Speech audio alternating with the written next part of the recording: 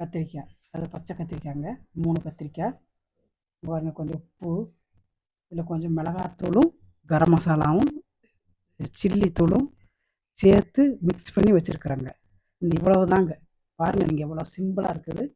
டக்குன்னு செஞ்சு சாப்பிட்டுக்கலாங்க. நான் உங்களுக்கு காட்டுறேங்க. இதை நல்லா ரவுண்டாக கட் பண்ணிக்கலாம். நம்ம வீடியோக்குள்ளே போக முன்னாடி நம்ம சேனலை சப்ஸ்கிரைப் பண்ணுங்கள், லைக் பண்ணுங்கள், உங்கள் நண்பர்களுக்கு ஷேர் பண்ணுங்கள். வாங்க இப்போ வீடியோக்குள்ளே போகலாம். இதை கட் பண்ணிக்கலாங்க. கத்திரிக்காயை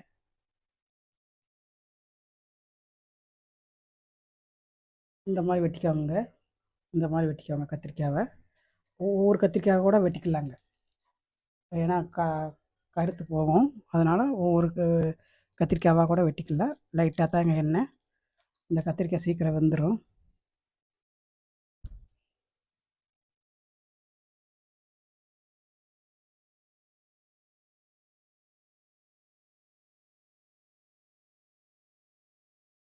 லைட்டாக உப்பு போட்டுக்கோங்க. உப்பு, மிளகாத்தூளும் சிக்கன் தூளும் கடைசியில் தாங்க போடணும். இல்லைன்னா ஆள் பக்கத்தில், அடுப்பு பக்கத்தில் நிற்க முடியாது.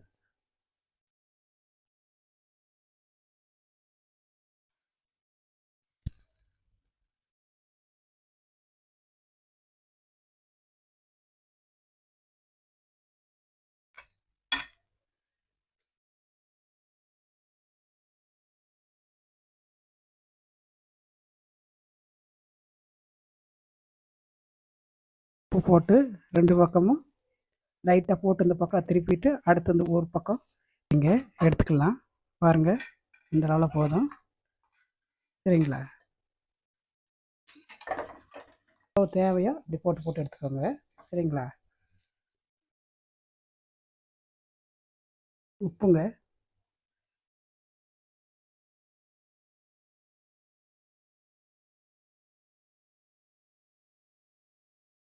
கத்திரிக்காய் மாதிரியே இருக்காதுங்க. சூப்பராக இருக்கும். செஞ்சு பாருங்கள். இது கத்திரிக்காவா அப்படியே தெரியவே தெரியாது.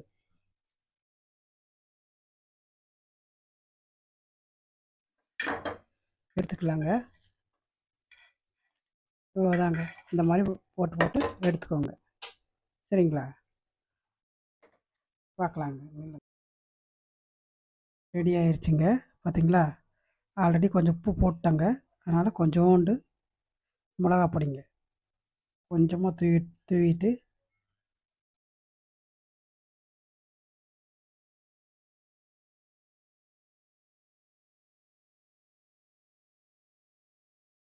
ஒரு காரம் வேணால் கூட கொஞ்சம் போட்டுக்கோங்க. காரம் வேண்டான்னா விட்டுருங்க. கொஞ்சமாக போட்டுக்கோங்க. பெப்பர் வேணாலும் போட்டுக்கலாங்க. மிளகா பொடினா கொஞ்சம் நல்லா இருக்கும். அதனால் சுருக்குன்னு இருக்கும். இதுக்கு டேஸ்ட்டாக இருக்கும். அதனால் நான் போட்டிருக்குறேங்க.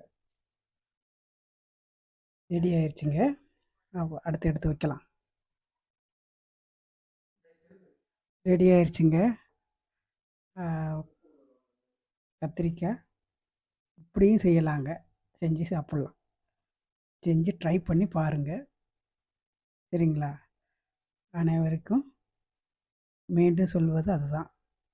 சப்ஸ்கிரைப் பண்ணுங்கள், லைக் பண்ணுங்கள், ஷேர் பண்ணுங்கள் உங்கள் நண்பர்களுக்கு. அடுத்து இன்னொரு புது வீடியோவில் டிஃப்ரெண்ட்டான சமையலோடு உங்களை சந்திக்கிறேன். நன்றி, வணக்கம்.